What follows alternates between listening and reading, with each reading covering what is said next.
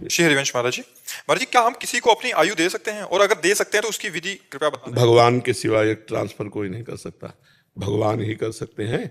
नहीं तो जो विधना ने लिख दिया छठी राव के अंक, राई घटे न तिल बढ़े रहुरे जीव निशंक। राई घटे न तिल बढ़े रहुरे जीव निशंक। यदि ऐसा कुछ होता तो वशिष्ठ जी जैसे महापुरुष, सदानंद जनक जी के यहाँ इतने बड़े महाविराजमान, सब ब्याह लगन पत्रिका सब, लेकिन दशरथ जी का मरण, राम जी का 14 वर्ष वनवास जाना, सिया जी का हरण, बड़ी बड़ी विपत्तियां, बड़े बड़े। अब सोचो, जहां कोमल गद्दों पर चरण रखने में चोट लगने की संभावना थी, उन सिया जी और राम जी को नंगे पैर 14 वर्ष वनवास, कंकड़ कांटे के कितना कष्ट पड़े। हाँ, हम तो कह दिया केवल 14 वर्ष वनवास, 14 दिन वन में रहना पड़े तो पता चले कितने बड़े बड़े मच्छर, कितने कीट पतंगे, क्या क्या सब कष्ट सहना पड़ा भगवान को। तो सुनो भरत भावी प्रबल, बिलख कहो मुनिनाथ, हानि लाभ जीवन मरण जस अपजस विधि हाथ। ये किसी के हाथ में नहीं, ये विधान के हाथ में है। ऐसा होता तो अपने प्यारे की आयु बढ़ा देते कि भाई हम मर जाते तुम जी लो, लेकिन ऐसा नहीं है। जिसकी जितनी आयु है उतना ही जिएगा, इसके बाद लाख उपाय करो मर जाएगा जी।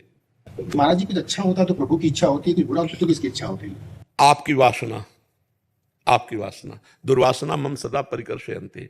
जो पूर्व जन्म की हमारी वासनाएं हैं वो हमारी बुद्धि में ऐसे आकर्षित करती हैं कि हम जानते हैं गलत है, फिर भी हम गलत कर बैठते हैं। और जब हमारे हृदय में कोई भागवतिक कार्य करने, तो उसमें भागवतिक बल होता है, भागवतिक कृपा होती है, तभी वो पूरा होता है। नहीं तो हमारी क्षमता नहीं कि पूरा कर सके। नहीं, आपकी क्षमता हो तो हम एक काम देते हैं, 1 घंटा केवल राधा राधा बोलिए, मन कहीं जाने ना पावे। 1 दिन का केवल काम है, 24 घंटे में 1 घंटा केवल राधा नाम बोलिए और मन कहीं जाने नहीं पावे, तो तुम्हें बहादुर मान लेंगे कि तुम कुछ कर सकते हो। तुम कुछ कर सकते हो तो बुरा कर सकते हो, और अगर कहीं भला हो सकता है तो भगवान के बल से होता है। नहीं, करके देखो, कोई भी करके देखो। हमें बहादुर, तुमको हम वीर बहादुर मानेंगे। ईमानदारी से भगवान को साक्षी करके बैठ जाओ, 5 मिनट केवल टिक जाओ एक जगह, तो हमें बताना।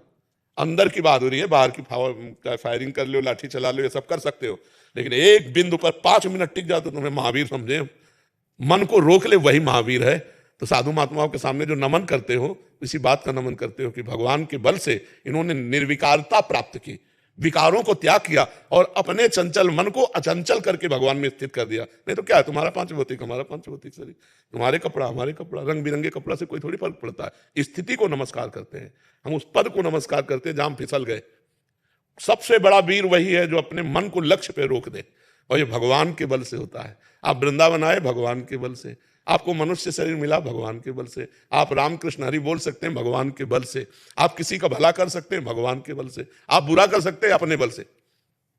भगवान के बल को प्राप्त करने वाला कभी बुरा कर ही नहीं सकता, क्योंकि भगवान मंगल भवन अमंगल हारे। तो अमंगल कार्य भगवान के बल से कैसे हो सकता है? हो ही नहीं सकता। इतने महापुरुषों ने जन्म लिया भारत की धरती पे, फिर भी इतने ज्यादा। अरे भगवान ने जन्म लिया यार, तुम महापुरुषों की बात कर रहे हो। भगवान ने स्वयं जन्म लिया। तो ये ऐसा है जैसे आंधी आई, झाड़ू पोछा लगाया, फिर आंधी आई, फिर झाड़ू पोछा लगाया, ऐसा है। बड़े बड़े महापुरुष प्रकट होते, माया गंदगी फैला देती, वो झाड़ू पोछा लगाते चले जाते, फिर वो गंदगी फैलाते, फिर आए, फिर झाड़ू पोछा लगाए, फिर चले गए। और यहाँ ऐसे ही हो रहा है, बार बार आते हैं। एक बार झाड़ू पोछा लगने के बाद क्या तुम्हारा मकान सदा के लिए पवित्र बना रहेगा क्या? अरे हमें रोज करना पड़ेगा, और 2 टाइम करना पड़ेगा, तब फ्रेश रहेगा, नहीं रहेगा। तो ऐसे ही अवतार होते रहते हैं। कभी रामकृष्ण परमहंस जी प्रकट हुए, कभी अमुक प्रकट हुए, कभी अमुक प्रकट हुए। महाराज के पूरे भारत को पवित्र कर दिया, महाराज के अपने प्रांत को पवित्र कर दिया, अलग अलग प्रांतों में प्रकट हुए। झाड़ू पोछा लगाने का मतलब बुद्धि को शुद्ध करना। अब जैसे इस समय भगवान एक निमित्त बना दिए, अब चर्चा हो रही, हजारों लोग अपने दोस्त छोड़ करके भगवत मार्ग में चल रहे। ये कोई हमारा प्रभाव थोड़ी, हम तो यहां बैठे हैं इतने इतने के अंतर्गत। ये भगवान का प्रभाव। किसी को भी निमित्त बना करके करते कराते वो आप है। अपने जनों को, अच्छा हम चले गए दूसरा आ जाएगा, ये उनकी सृष्टि, झाड़ू पोछा लगाने वाला आ जाएगा, सबके माइंड को पवित्र करने वाला। और जिस दिन ऐसा नहीं होगा, उस दिन जो गंदगी बढ़ेगी देख लेना।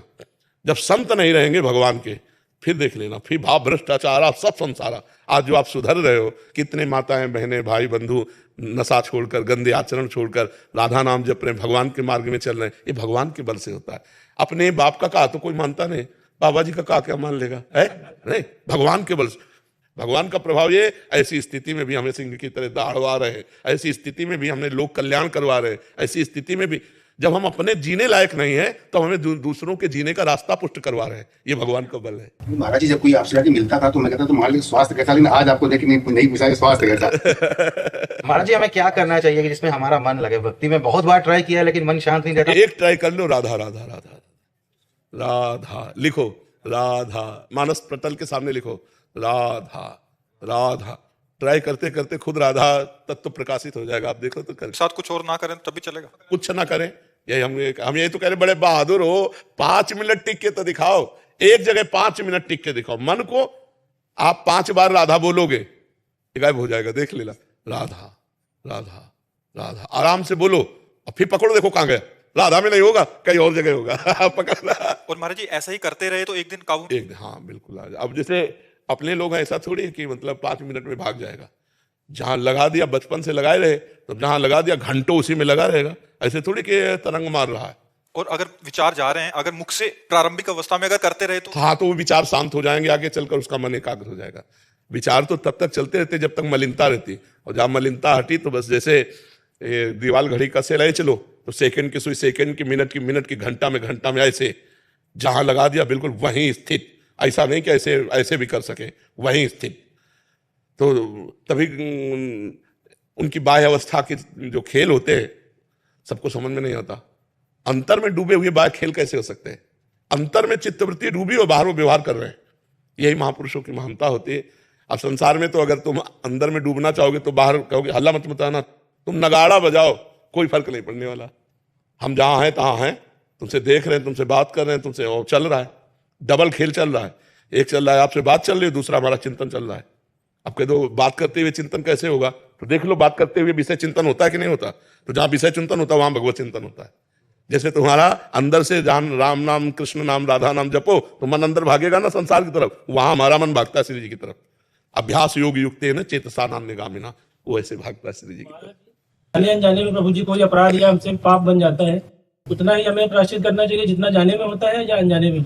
अनजाने वाला स्वप्न में दंड मिलता है। स्वप्न में देखा चाकू मारी गई तो पीड़ा हुई ना, जब तक जगोगे नहीं तब तक वो पीड़ा भोगनी पड़ेगी। वो अनजाने के पाप का दंड है। जाने में जो आपसे पाप हो गया उसका प्रायश्चित कर लेना चाहिए।